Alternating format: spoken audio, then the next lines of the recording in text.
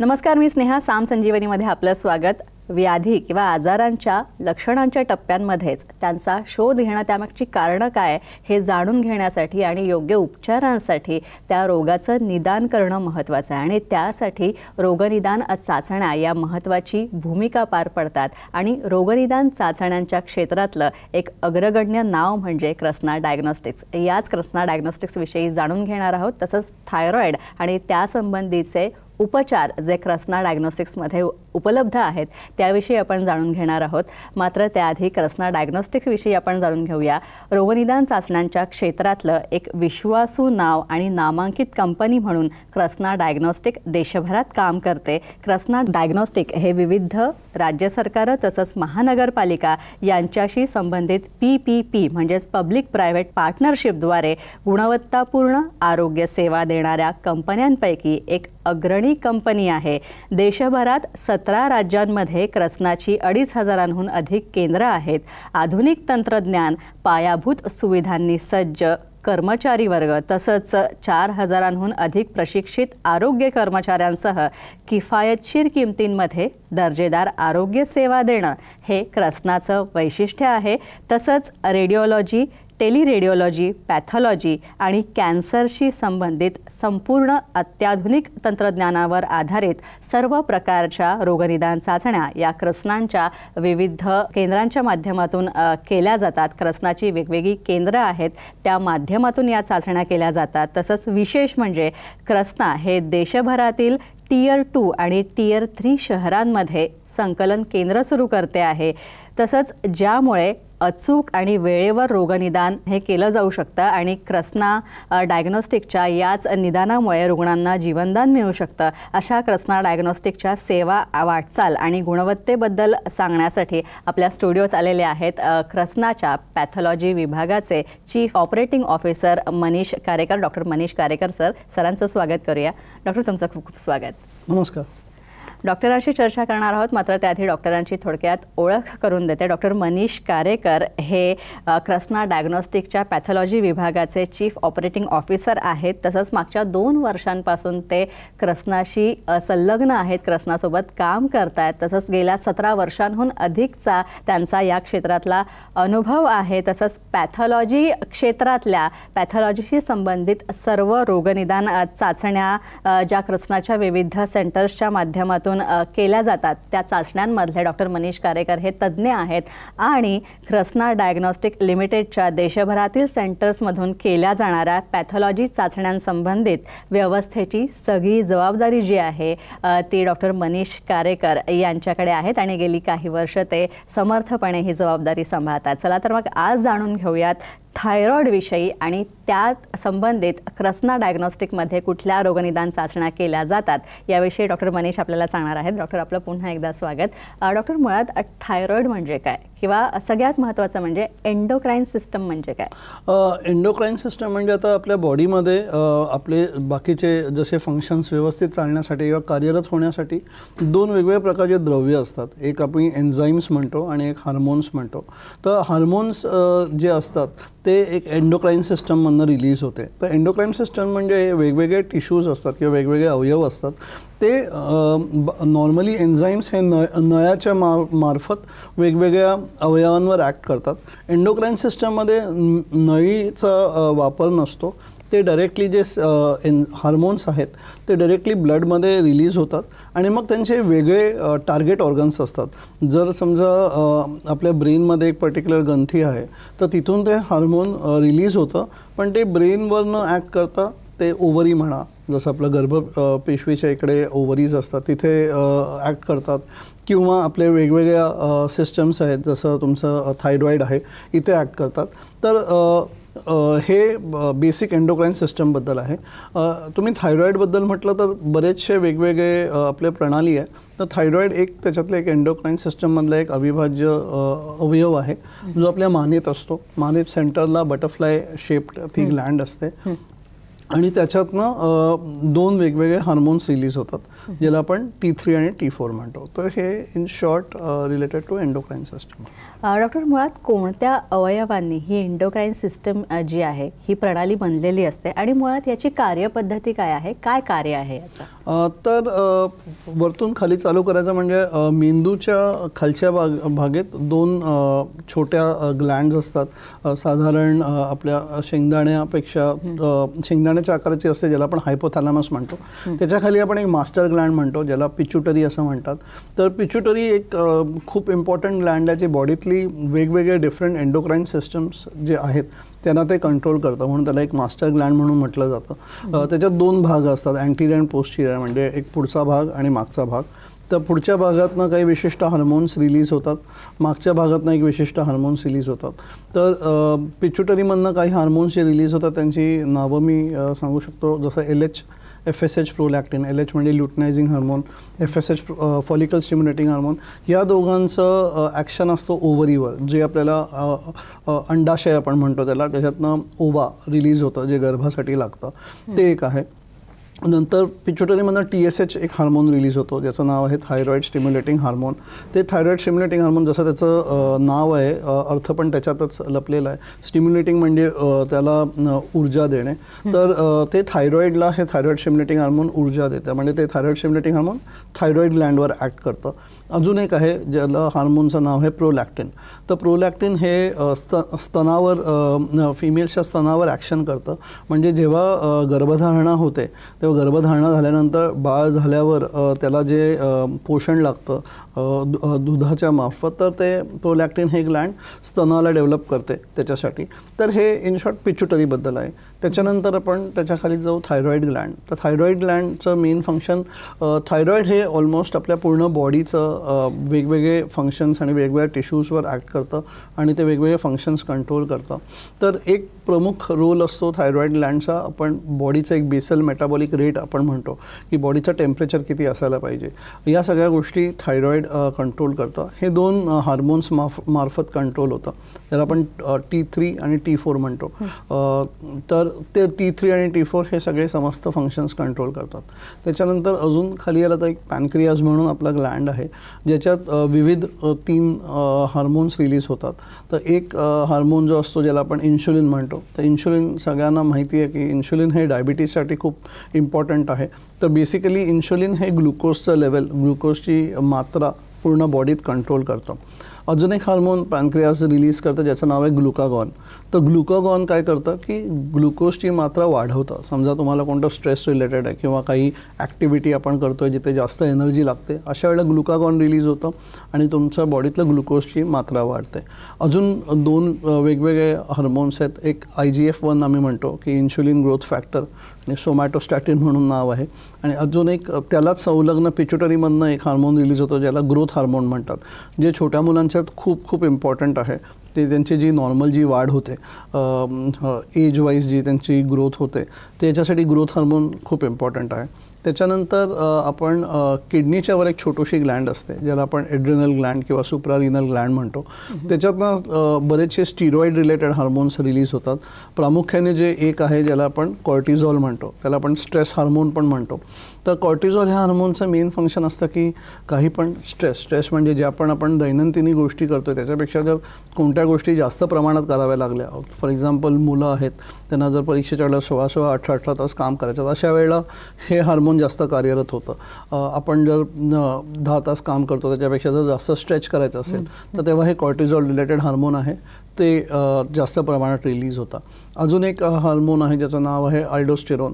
हे पण किडनीच्या वरचा ग्लँड आहे तिथून रिलीज होतो.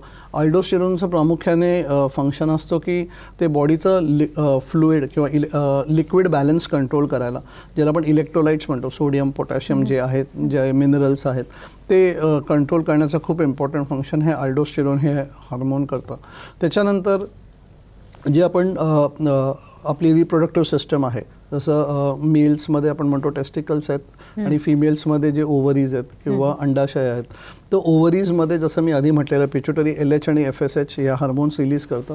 तर ते LH FSH हार्मोन्स ओव्हरीजवर ॲक्ट करतात आणि मग जे फिमेलची जी मासिक पाळी आहे तर ही कंप्लीट कंट्रोल करण्याचं काम हे LHFSH along with estrogen progesterone जे ओव्हरीज रिलीज करतात. तर इस्ट्रोजन प्रोजेस्ट्रॉन आपण फिमेल सेक्स हार्मोन्स म्हणून म्हणतो. तर जसं पाळी येणं आणि एकदा प्रेग्नन्सी झाली की त्याच्यानंतर मग ती प्रेग्नन्सी कंटिन्यू करण्यासाठी एक हार्मोन लागतो प्रोजेस्ट्रॉन. तर हे 2 इम्पॉर्टंट हार्मोन्स हे ओव्हरी जे अंडाशय आहे ते रिलीज करतं. मेल सेक्स हार्मोन्स आहेत ज्याचं नाव आहे टेस्टोस्टेरॉन किंवा डायहायड्रोटेस्टोस्टेरॉन. हे जे मेलमध्ये जे टेस्टिकल्स असतात ते रिलीज करतात. त्याच्यातलं जे शुक्राणू आहे त्याचं व्यवस्थित ग्रोथ होणं ज्याला आपण स्पर्मॅटोजेनेसिस म्हणतो. तर हे काम तुमचं male reproductive organs hormones through करतं. तर हे इन ब्रीफ आहेत की वेगवेगळे ज्या एंडोक्राईन सिस्टम आहेत आपल्या बॉडीमध्ये आणि ते कोणकोणते हार्मोन्स रिलीज करतात आणि त्यांचे काय फंक्शन्स. डॉक्टर याच्या लक्षणांविषयी थोडंसं सांगा. तर लक्षणं कोणता एंडोक्राईन ग्लँड अफेक्ट झाला आहे आणि कोणता हार्मोन जास्त किंवा कमी हे दोन्ही समजा जास्त असेल तर वेगळी लक्षणं असतात, कमी असेल तर वेगळी लक्षणं असतात. तर फॉर एक्झाम्पल समजा आपण पिच्युटरी हार्मोनकडे जाऊ, पिच्युटरी ग्लँडकडे जाऊ, तर तिथे मी एक हार्मोन सांगितलं ग्रोथ हार्मोन. तर ग्रोथ हार्मोन समजा खूप जास्त प्रमाणात रिलीज झाला तर आपण एक जायजॅन्टिझम किंवा ॲक्रोमेगाली असं त्या आजाराचं नाव आहे. त्याच्यात काय होतं की हाईट खूप जास्त होते, त्याच्यानी तुमचे स्कल डेव्हलपमेंट खूप जास्त असते, त्याच्यात अजून फिंगर्स खूप जाड होतात. हे एक सिम्पटम्स आहेत. ते मनुष्य तुम्हाला त्याला ॲज पूर्वी 50-60 वर्षापूर्वी जेव्हा कळलं की हा एक डिसऑर्डर आहे तेव्हा त्याला नावच दिलं की ते माणसं जायंटसारखी दिसतात म्हणून त्याला जायजॅन्टिझम त्या डिसऑर्डरला नाव होतं. अजून एक जो डिसऑर्डर आहे जो आपण प्रोलॅक्टिन म्हणून एक हार्मोन आहे, तर ते जर जास्त रिलीज झालं तर युजली कॉमन एक कंप्लेंट असते की इनफर्टिलिटी, की पिरियड्स व्यवस्थित न येणे, गर्भधारणा न होणे. तर हे एक सिम्पटम होऊ शकतं. आता थायरॉईड हे ऑलमोस्ट सगळ्यांना माहिती आहे, कॉमन प्रॉब्लेम असतो थायरॉईड रिलेटेड. तर थायरॉईड ग्लँडमध्ये कसं आहे की ते आयदर कमी काम करतं किंवा जास्त काम करतं. तर समजा कमी काम करतं त्याला आपण हायपोथायरॉइडिझम म्हणतो. याच्यात काय होतं की फॉर एक्झाम्पल तुमची स्किन खूप ड्राय होते, नंबर 2 लठ्ठपणा, वेट गेन होतं, पिरियड्स खूप इरेग्युलर येतात, सेकंड इज तुमचं हेअर लॉस होऊ शकतो, तुमचे लिपिड प्रोफाईल, जसं मी आधी सांगितलं की थायरॉईड पूर्ण तुमच्या बॉडीचं फंक्शनिंग सगळं कंट्रोल करतं. तर तुमचं लिपिड प्रोफाईल आहे ते ॲबनॉर्मल होऊ शकतो, ग्लुकोजचे लेवल्स वाढू शकतात, म्हणजे मधुमेह रिलेटेड तुम्हाला सिम्पटम्स तिथे येऊ शकतात. तर हे झालं हायपोथायरॉइडिझम. पण जर ह्याच्या विपरीत जर थायरॉईड ग्लँड खूप जास्त काम करतो आहे किंवा हायपरथायरॉइडिझम आपण जे म्हणतो त्याच्यात असं होतं की त्यांना घाम खूप येतो, छातीत धडधड होते, हृदयाचे ठोके खूप वाढलेले असतात, त्यांना गरम ठिकाणी सहन होत नाही. Second is again periods related disturbances होतात, इरेग्युलर पिरियड्स येतात, ब्लिडिंग्स जास्त प्रमाणे होऊ शकते, स्किन कायम मॉइस्ट राहते. तर हे हायपरथायरॉइडिझमचे काही सिम्पटम्स आहेत. जर आपण पॅनक्रियासमध्ये गेलो आणि पॅनक्रियास रिलेटेड ऑब्वियसली आपले डायबिटीज रिलेटेड डिसऑर्डर्स होऊ शकतात. डायबिटीजमध्ये ऑब्वियसली मग मधुमेहाचे जे पण सिम्पटम्स आहेत, लघवीला वारंवार जाणे, अशक्तपणा येणे, अनकंट्रोल डायबिटीजमध्ये वजन कमी होणे, इन्फेक्शन झालं की ते पटकन हील नाही होणे. सेकंड आपण जर सुप्रालिनल ग्लँडमध्ये कॉर्टिझॉल आहे, तर कॉर्टिझॉल जर खूप जास्त प्रमाणात रिलीज झालं तर एक कशिंग सिंड्रोम म्हणून असतो. त्याच्यात असं होतं की फक्त तोंडाच्या भागेला सूज येते. आम्ही कॉमनली त्याला डिस्क्राईब करतो की लेमन ऑन टूथपिक अपियरन्स, म्हणजे जसं लिंबूवर जर आपण 4 टूथपिक लावले तर मग हात आणि पाय खूप बारीक असतात, पण सेंट्रल ओबेसिटी असते, तोंड सुजलेलं असतं. तर हे मी त्याला कशिंग सिंड्रोम म्हणतो.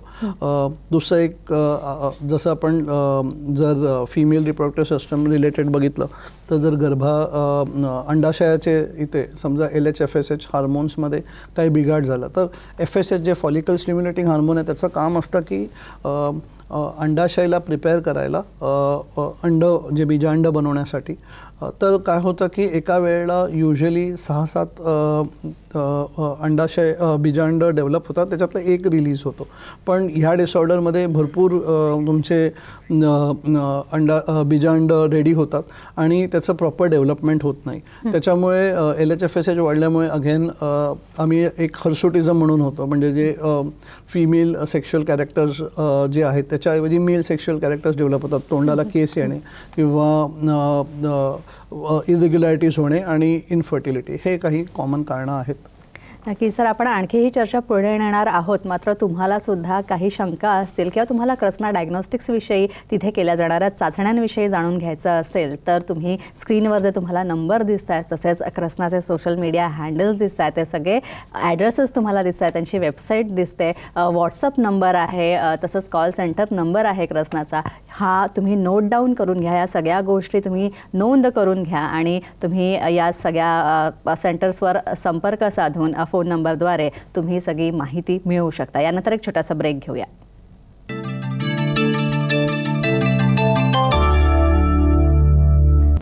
ब्रेकनंतर साम संजीवनीमध्ये आपलं स्वागत. थायरॉइड आणि त्या संदर्भातल्या कुठल्या चाचण्या कृष्णामध्ये केल्या जातात त्याविषयी आपण डॉक्टर मनीष कारेकर यांच्याकडनं जाणून घेतोय. डॉक्टर मनीष, कोणत्या चाचण्या कृष्णामध्ये केल्या जातात थायरॉइड संबंधीच्या? तर थायरॉइडमध्ये प्रामुख्याने एक 5 चाचण्या असतात ज्या खूप कॉमनली केल्या जातात. एक आपण म्हणतो TSH.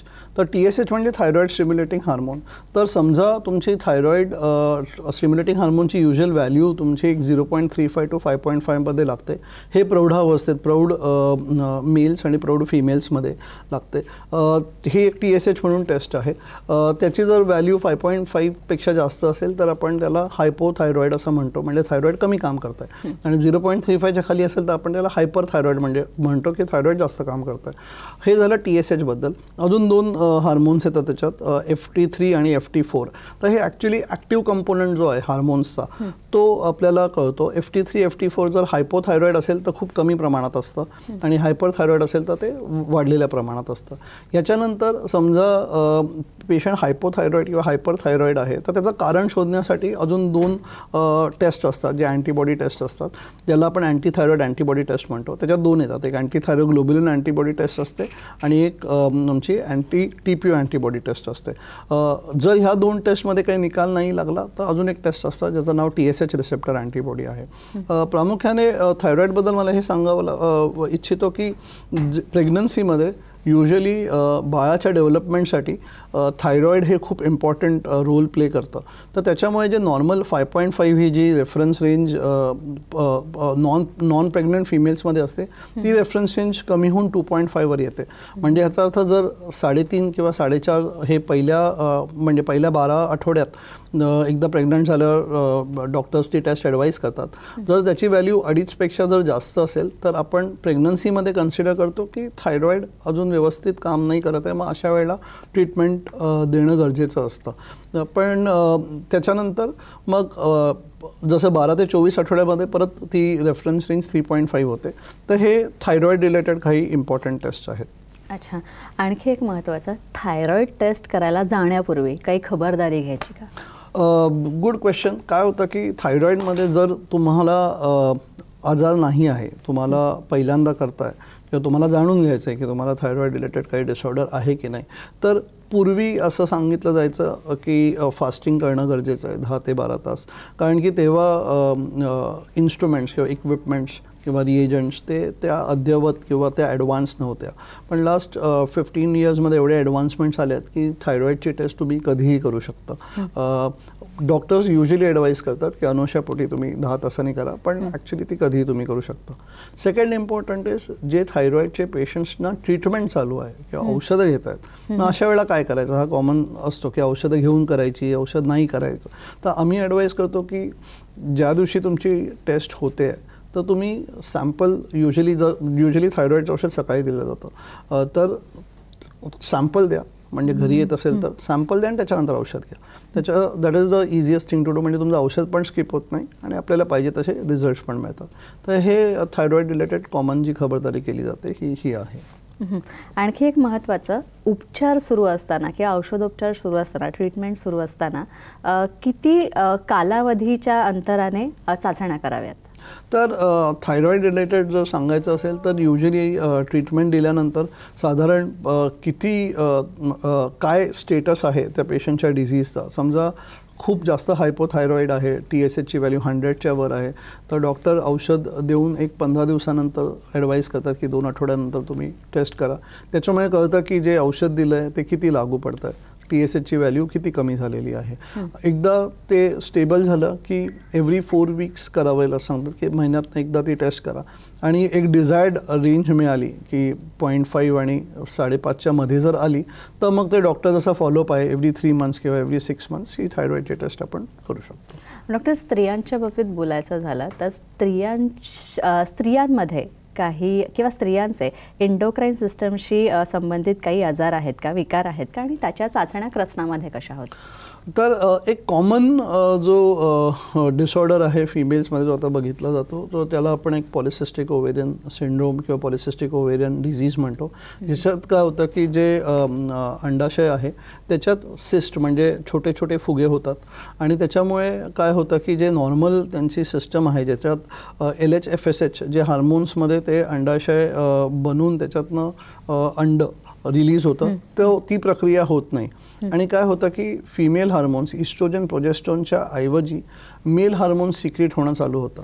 मग मेल हार्मोन सिक्रेट झाल्यामुळे काय होतं की जे सिम्पटम्स आहेत जसं वेट गेन होतं, पिरियड्स इरेग्युलर होतात, फिमेल्समध्ये फेशियल हेअर येतो, त्यांचा व्हॉइस चेंज होतो, तर हे सिम्पटम्स असतात.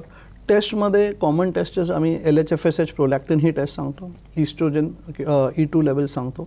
त्याच्यानंतर मेल हार्मोन्सची टेस्ट असते, एक टेस्टोस्टेरोन, डायहायड्रोटेस्टोस्टेरोन, नंतर एक फ्री अँड्रोजन इंडेक्स म्हणून एका टेस्टचं नाव आहे, नंतर sex hormone binding globulin, DHEA आणि DHES. तर ह्या सगळ्या टेस्टवरनं साधारण कळतं की किती प्रादुर्भाव झालेला आहे त्या आजाराचा. आणि मग त्याच्यानंतर मग डॉक्टर्स ट्रीटमेंट देऊन प्रॉपर ट्रीटमेंट देऊन मग एव्हरी 4 वीक्स टेस्ट करून आपल्याला कळून येईल की इम्प्रूव्हमेंट होते की नाही.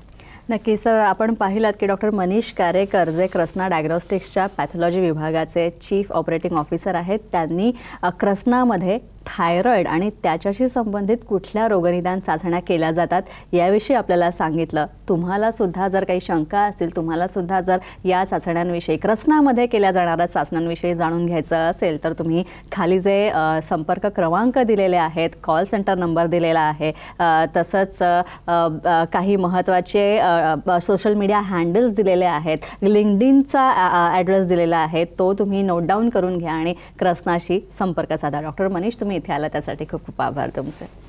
धन्यवाद. यानंतर इथेच थांबतोय. नमस्कार.